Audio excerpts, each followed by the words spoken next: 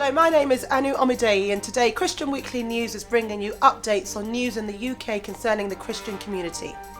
A maths teacher who told students that Islam is the true religion, not like those ignorant Christians and ignorant Jews, will be allowed to return to teach at Golden Hillock Academy in Birmingham. A professional panel found that these comments were proved and found Mr. Wakass Haruf guilty of professional misconduct. However, he will not be banned from teaching.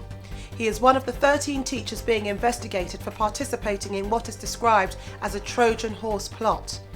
The alleged plot is to infiltrate 5 schools in Birmingham with hardline Islamist teaching.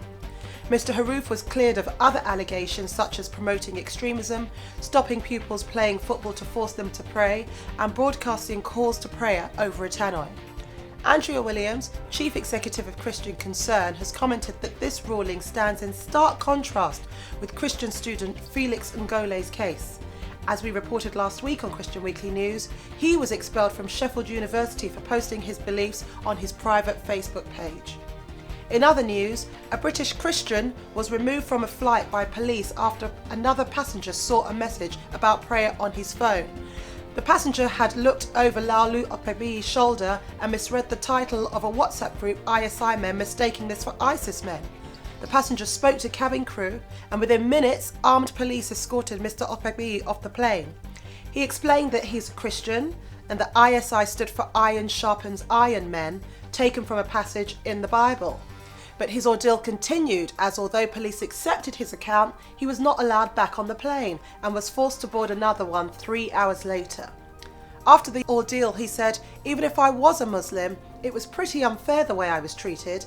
I don't think anyone, irrespective of their religion, should be treated this way."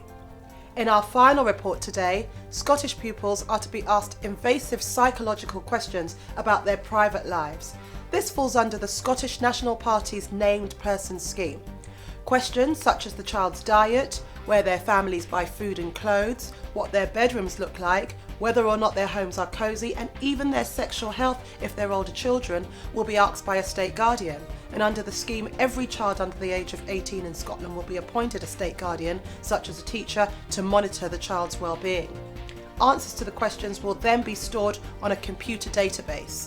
These measures have raised alarm and criticism that the assessments will be subjective but will be stored for possible future use.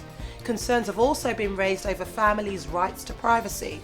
The No to Named Persons Coalition is challenging the scheme legally and seeks to highlight that it undermines the role of parents and puts children at risk of overbearing state interference.